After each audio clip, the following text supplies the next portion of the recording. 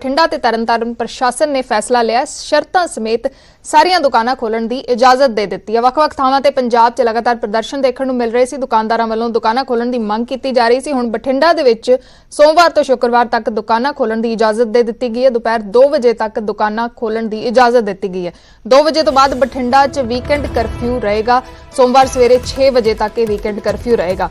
ਤਰਨਤਾਰਨ ਦੇ ਵਿੱਚ ਅੱਜ ਟ੍ਰਾਇਲ ਦੇ ਤੌਰ ਤੇ ਦੁਕਾਨਾਂ ਖੋਲੀਆਂ ਜਾਣਗੀਆਂ। ਹੋਰ ਜ਼ਿਲ੍ਹਿਆਂ ਦਾ ਪ੍ਰਸ਼ਾਸਨ ਵੱਲੋਂ ਵੀ ਹੋਰ ਜ਼ਿਲ੍ਹਿਆਂ 'ਚ ਵੀ ਫੈਸਲੇ ਲਏ ਜਾ ਸਕਦੇ ਨੇ। ਦੁਕਾਨਦਾਰ ਦੁਕਾਨਾਂ ਬੰਦ ਰੱਖਣ ਦੇ ਫੈਸਲੇ ਦਾ ਲਗਾਤਾਰ ਵਿਰੋਧ ਕਰ ਰਹੇ ਸੀ, ਜਿਸ ਦੇ ਬਾਅਦ ਸਰਕਾਰ ਨੇ ਆਪਣੇ ਬੰਦਿਸ਼ਾਂ ਵਾਲੇ ਫੈਸਲੇ 'ਚ ਸੋਧ ਕਰਕੇ ਜ਼ਿਲ੍ਹਾ ਪ੍ਰਸ਼ਾਸਨ ਤੋਂ ਪੜਾਅਵਾਰ ਦੁਕਾਨਾਂ ਖੋਲਣ ਦਾ ਪਲਾਨ ਮੰਗਿਆ ਸੀ ਤੇ ਪ੍ਰਸ਼ਾਸਨ ਨੂੰ ਲੋੜ ਮੁਤਾਬਿਕ ਫੈਸਲਾ ਲੈਣ ਦਾ ਅਧਿਕਾਰ ਵੀ ਦੇ ਦਿੱਤਾ ਸੀ। ਤਾਂ ਹੁਣ ਬਠਿੰਡਾ ਤੇ ਤਰਨਤਾਰਨ ਦੇ ਵਿੱਚ ਦੁਕਾਨਾਂ ਖੋਲਣ ਦੀ ਇਜਾਜ਼ਤ ਦੇ ਦਿੱਤੀ ਗਈ ਹੈ। ਹਾਲਾਂਕਿ ਤਰਨਤਾਰਨ ਦੇ ਵਿੱਚ ਅਜੇ ਟ੍ਰਾਇਲ ਬੇਸਿਸ ਦੇ ਉੱਤੇ ਅੱਜ ਦੁਕਾਨਾਂ ਖੁੱਲਣਗੀਆਂ। ਬਠਿੰਡਾ ਦੇ ਵਿੱਚ ਅੱਜ 2 ਵਜੇ ਤੱਕ ਦੁਕਾਨਾਂ ਖੁੱਲੀਆਂ ਰਹਿਣਗੀਆਂ।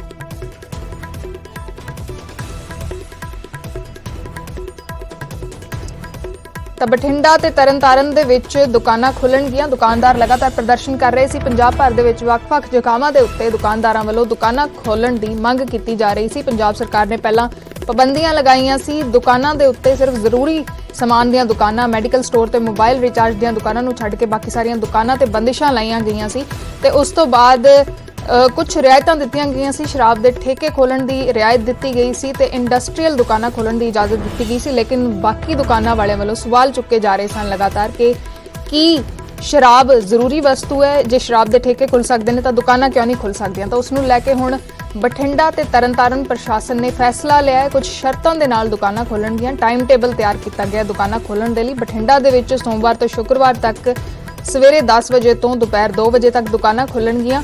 ਤਰਨਤਾਰਨ ਦੇ ਵਿੱਚ ਅੱਜ ਪਹਿਲਾਂ ਟ੍ਰਾਇਲ ਬੇਸਿਸ ਦੇ ਉੱਤੇ ਦੁਕਾਨਾਂ ਖੋਲੀਆਂ ਜਾਣਗੀਆਂ, ਫਿਰ ਕੋਈ ਪੱਕਾ ਫੈਸਲਾ ਲਿਆ ਜਾਵੇਗਾ। ਤਾਂ ਵੱਖ-ਵੱਖ ਜ਼ਿਲ੍ਹਿਆਂ ਦੇ ਵਿੱਚ ਹੋਰ ਵੀ ਫੈਸਲੇ ਆ ਸਕਦੇ ਨੇ। ਪ੍ਰਸ਼ਾਸਨ ਨੂੰ ਸਰਕਾਰ ਦੇ ਵੱਲੋਂ ਹੁਣ ਅਧਿਕਾਰ ਦੇ ਦਿੱਤਾ ਗਿਆ ਕਿ ਉਹ ਆਪਣੇ ਜ਼ਿਲ੍ਹੇ ਦੇ ਵਿੱਚ ਹਾਲਾਤਾਂ ਦੇ ਮੁਤਾਬਕ ਦੁਕਾਨਾਂ ਖੋਲ ਸਕਦੇ ਨੇ ਤੇ ਇੱਕ ਪੜਾਅਵਾਰ ਦੁਕਾਨਾਂ ਖੋਲਣ ਦਾ ਪਲਾਨ ਵੀ ਸਰਕਾਰ ਦੇ ਵੱਲੋਂ ਉਹਨਾਂ ਤੋਂ ਮੰਗਿਆ ਗਿਆ।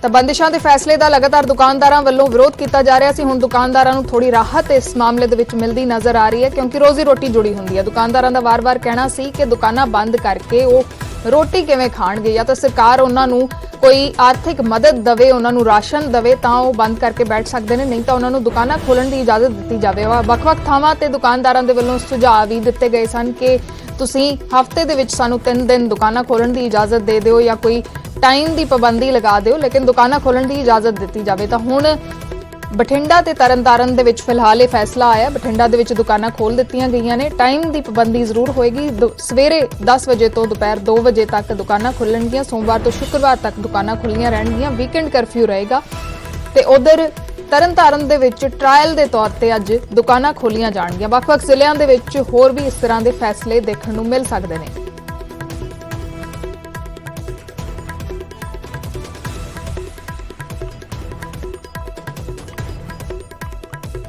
ਤਾਂ ਬਠਿੰਡਾ ਤੋਂ ਸਾਡੇ ਸਹਿਯੋਗੀ ਸੂਰਜ ਭਾਨ ਫੋਨ ਲਾਈਨ ਤੇ ਜੁੜੇ ਨੇ। ਸੂਰਜ, ਕੀ ਹੈ ਪੂਰੀ ਜਾਣਕਾਰੀ? ਬਠਿੰਡਾ ਦੇ ਵਿੱਚ ਇਜਾਜ਼ਤ ਦਿੱਤੀ ਗਈ ਹੈ ਦੁਕਾਨਾਂ ਖੋਲਣ ਦੀ। ਪਹਿਲਾਂ ਵੀ ਲਗਾਤਾਰ ਪ੍ਰਦਰਸ਼ਨ ਦੁਕਾਨਦਾਰਾਂ ਦੇ ਵੱਲੋਂ ਇਸ ਮਾਮਲੇ ਤੇ ਕੀਤੇ ਜਾ ਰਹੇ ਸੀ।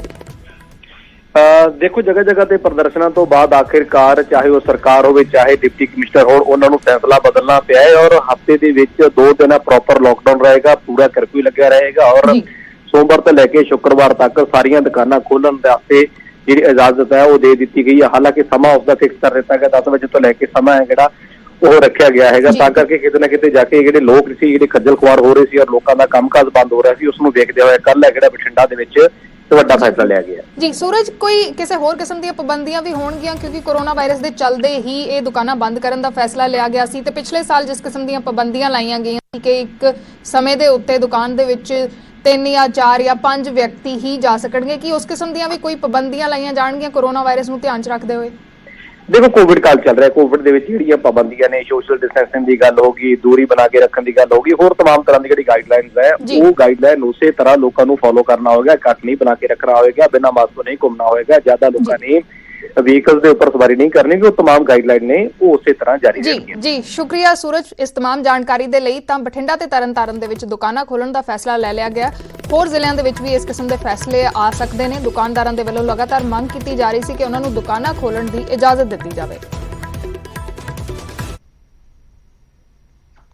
ਤੇ ਉਧਰ ਪੰਜਾਬ 'ਚ ਮੁਕੰਮਲ ਲਾਕਡਾਊਨ ਦੀ ਮੰਗ ਇੱਕ ਵਾਰ ਫੇਰ ਉੱਠੀ ਹੈ। ਪੰਜਾਬ ਦੇ ਮੁੱਖ ਮੰਤਰੀ ਕੈਪਟਨ ਅਮਰਿੰਦਰ ਸਿੰਘ ਨੇ ਹਾਲਾਂਕਿ ਵਾਰ-ਵਾਰ ਸਾਫ਼ ਕੀਤਾ ਸੀ ਕਿ ਪੰਜਾਬ 'ਚ ਫਿਲਹਾਲ ਲਾਕਡਾਊਨ ਦੀ ਲੋੜ ਨਹੀਂ, ਲੇਕਿਨ सांसदों के नाल मीटिंग दे विच हुण कांग्रेस सांसदां ने कैप्टन अमरिंदर सिंह नूं सुझाव दिता है, कहा है कि हालात नूं देखते हुए मुकम्मल लॉकडाउन लगाउणा चाहिए है। यह भी कहा है कि तीसरी वेव तो पहलां तैयारी करनी होवेगी। केंद्र भी तीसरी वेव आउण दी संभावना जता चुक्या है। उन्होंने यह भी कहा कि ऑक्सीजन लैण लई हाईकोर्ट जाना चाहिए। हाईकोर्ट जाण दा भी सुझाव उन्हां दे वल्लों दिता गया। कहा गया कि जे केंद्र ऑक्सीजन नहीं दिंदा तां पाकिस्तान तो ऑक्सीजन लई जावे। तां कल दी मीटिंग दे विच सांसदां ने सुझाव दिता है कि मुकम्मल लॉकडाउन पंजाब दे विच ला देना चाहिए। पहलां भी सेहत मंत्री ने भी यह सुझाव दिता सी, लेकिन मुख मंत्री ने साफ किया सी कि अजे पंजाब दे विच पाबंदियां होर सूबिਆਂ नालों भी ज्यादा ने, लेकिन हुण सुझाव एक बार फिर दिता गया है, सांसदां दे वल्लों दिता गया है कि मुकम्मल लॉकडाउन लाउणा चाहिए।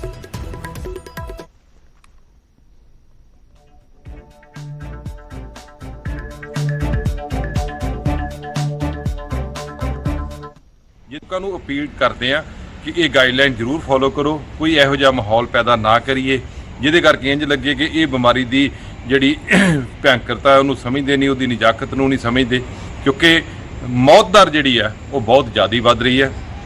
ਜਿਹੜਾ ਤੀਜਾ ਸਟ੍ਰੇਨ ਆਉਣਾ ਆ ਉਹ ਇਹਦੇ ਤੋਂ ਵੀ ਖਤਰਨਾਕ ਹੈ। ਉਹ ਆਉਣ ਵਾਲੇ ਦਿਨਾਂ ਦੇ ਵਿੱਚ, ਆਉਣ ਵਾਲੇ ਸਮੇਂ ਦੇ ਵਿੱਚ ਅਸੀਂ ਤਾਂ ਕਹਾਂਗੇ ਪ੍ਰਮਾਤਮਾ ਕਰੇ ਤੋਂ ਬਚਾਅ ਹੋਵੇ, ਪਰ ਜਿਹੜੀ ਚੀਜ਼ ਦਿਖ ਰਹੀ ਆ ਹੋਣੀ ਆ ਉਹ ਤੋਂ ਆਪਾਂ ਨੂੰ ਬਚਾਅ ਕਰਨਾ ਚਾਹੀਦਾ।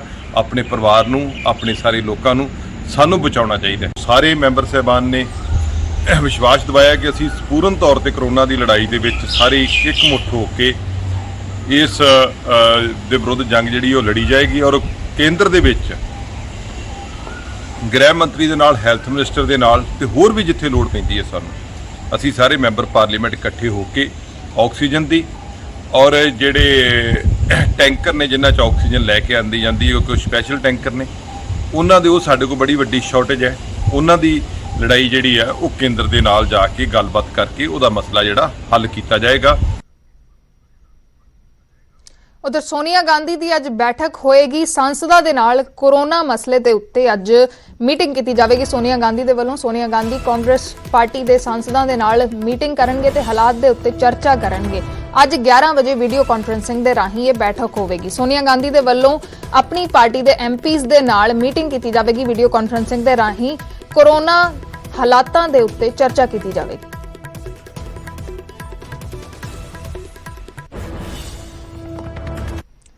ਤੇ ਉਧਰ ਜਿੱਥੇ ਕੋਰੋਨਾ ਕਾਲ ਦੇ ਵਿੱਚ ਚੰਗੀਆਂ ਜਿਹੜੀਆਂ ਤਸਵੀਰਾਂ ਨੇ ਉਹ ਵੀ ਦੇਖਣ ਨੂੰ ਮਿਲ ਰਹੀਆਂ ਨੇ, ਇਨਸਾਨੀਅਤ ਦੀਆਂ ਤਸਵੀਰਾਂ ਵੀ ਦੇਖਣ ਨੂੰ ਮਿਲ ਰਹੀਆਂ ਨੇ, ਉੱਥੇ ਕੋਰੋਨਾ ਕਾਲ ਦੇ ਵਿੱਚ ਇਨਸਾਨੀਅਤ ਮਰਦੀ ਹੋਈ ਵੀ ਨਜ਼ਰ ਆ ਰਹੀ ਹੈ ਕਿਤੇ ਨਾ ਕਿਤੇ। ਐਂਬੂਲੈਂਸ ਚਾਲਕ ਤੇ ਹੁਣ ਗੰਭੀਰ ਇਲਜ਼ਾਮ ਲੱਗੇ ਨੇ। 1,20,000 ਰੁਪਏ ਵਸੂਲਣ ਦੇ ਇਲਜ਼ਾਮ ਐਂਬੂਲੈਂਸ ਚਾਲਕ ਤੇ ਲੱਗੇ ਨੇ। ਗੁਰੂਗ੍ਰਾਮ ਤੋਂ ਲੁਧਿਆਣਾ ਤੱਕ 1,20,000 ਰੁਪਏ ਵਸੂਲੇ ਗਏ ਨੇ। ਗੁਰੂਗ੍ਰਾਮ ਤੋਂ ਲੁਧਿਆਣਾ ਇੱਕ ਮਰੀਜ਼ ਨੂੰ ਲਿਆਉਣ ਦੇ ਲਈ 1,20,000 ਰੁਪਏ ਐਂਬੂਲੈਂਸ ਦੇ ਲਈ ਵਸੂਲੇ ਗਏ ਨੇ। ਕੋਰੋਨਾ ਪੀੜਤ ਮਹਿਲਾ ਨੂੰ ਲੁਧਿਆਣਾ ਪਹੁੰਚਾਇਆ ਗਿਆ। ਦਿੱਲੀ ਦਾ ਇਹ ਐਂਬੂਲੈਂਸ ਚਾਲਕ ਦੱਸਿਆ ਜਾ ਰਿਹਾ। ਪੀੜਤ ਪਰਿਵਾਰ ਨੇ ਜ਼ਿਲ੍ਹਾ ਪ੍ਰਸ਼ਾਸਨ ਨੂੰ ਇਸ ਦੀ ਸ਼ਿਕਾਇਤ ਦਿੱਤੀ ਹੈ। ਤਾਂ ਜਿੱਥੇ ਇਨਸਾਨੀਅਤ ਨੂੰ ਬੁਲੰਦ ਕਰਦੀਆਂ ਤਸਵੀਰਾਂ ਨਜ਼ਰ ਆ ਰਹੀਆਂ ਨੇ, ਉੱਥੇ ਹੀ ਇਨਸਾਨੀਅਤ ਨੂੰ ਸ਼ਰਮਸਾਰ ਕਰਦੀਆਂ ਤਸਵੀਰਾਂ ਵੀ ਨਜ਼ਰ ਆ ਰਹੀਆਂ। सरकार ने बहुत अच्छा फैसला लिया और जिन्होंने गलत चार्ज किया है उन पे हम पीछे भी साहब से मिले थे, कार्रवाई होनी चाहिए क्योंकि इस तरह से तो पैसा बदनाम हो जाता है। मैं इसमें अपने सालों से लगा हूँ, मेरी ज़िंदगी इसमें लगा दी, मैंने अपने घर का पैसा भी सारा इसी में लगा दिया। सेवा अलग चीज़ है। हम जब कभी कोई आपदा आई है तो हमने एसोसिएशन की तरफ से 2-2 महीने तक फ्री एम्बुलेंस चलाई है। 1 नहीं 2 नहीं 5-5 एम्बुलेंस चलाई है। और हमेशा हमने कह रखा किसी साथी को अगर एम्बुलेंस ना मिले तो हम देने के लिए फ्री तैयार रहते हैं। लेकिन कुछ एक ऐसे साथी है जिनका हमें भी पूरी तरह से नहीं पता, जिन्होंने इस पैसे को बदनाम करा, उन पर कार्रवाई होनी चाहिए। गुरुग्राम तो साडे सहयोगी धर्मवीर नाल जुड़े ने। धर्मवीर, क्या है ये पूरा मामला और प्रशासन क्या कार्रवाई कर रहा है इस पूरे मामले में? देखिए, डेरा फेस 1 का रहने वाला एक परिवार है जिनके घर में उनकी जो माँ थी वो कोरोना पॉजिटिव थी। उनको अस्पताल में भर्ती करवाना था, लेकिन गुरुग्राम में जब कहीं भी बेड नहीं मिला तो उन्होंने लुधियाना के एक अस्पताल में उनको भर्ती करवाना था। तो उसके लिए उन्होंने एक एम्बुलेंस जो है वो हायर की थी और इस एम्बुलेंस चालक ने उनसे 1,20,000 रुपए वसूले हैं, जो कि बहुत ज्यादा है। और इसी को लेकर के जब उन्होंने ये सोशल मीडिया पर जब इस तरह की वो पोस्ट डाली तो उसके बाद प्रशासन भी हरकत में आया। पुलिस ने इस पूरे मामले पर संज्ञान लिया है और वहीं जो गुरुग्राम जो एम्बुलेंस एसोसिएशन के लोग हैं उनका कहना है कि ये एम्बुलेंस गुरुग्राम की नहीं है बल्कि दिल्ली के कहीं की है और उन लोगों ने ये काम किया है जो कि बेहद गलत है और इसके ऊपर कार्रवाई होनी चाहिए। लेकिन अभी तक ऐसी कोई कार्रवाई की नहीं गई है। हालांकि दिल्ली सरकार और हरियाणा सरकार ने दोनों ने ही एम्बुलेंस के लिए जो रेट जो है वो जरूर तय कर दिए हैं, लेकिन जिस तरह से पैसे वसूले गए हैं इसके ऊपर बड़े सवाल उठ रहे हैं। जी शुक्रिया धर्मवीर इस तमाम जानकारी के लिए। ਤਾਂ ਦਿੱਲੀ ਸਰਕਾਰ ਤੇ ਹਰਿਆਣਾ ਸਰਕਾਰ ਨੇ ਐਂਬੂਲੈਂਸ ਦੇ ਲਈ ਰੇਟ ਜ਼ਰੂਰ ਤੈਅ ਕਰ ਦਿੱਤੇ ਨੇ, ਲੇਕਿਨ ਇਸ ਮਾਮਲੇ ਦੇ ਵਿੱਚ ਫਿਲਹਾਲ ਕੋਈ ਕਾਰਵਾਈ ਨਹੀਂ ਹੋਈ।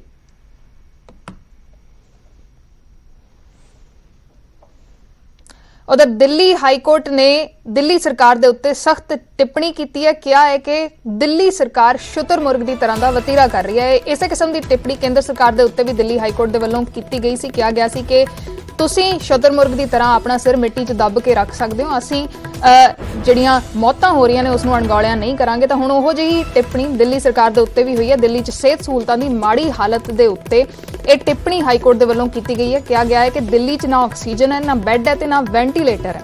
ऑक्सीजन संकट ते हाईकोर्ट 'च अज भी सुणवाई होवेगी। अज लगातार 17वें दिन हाईकोर्ट दे विच सुणवाई जारी रहेगी।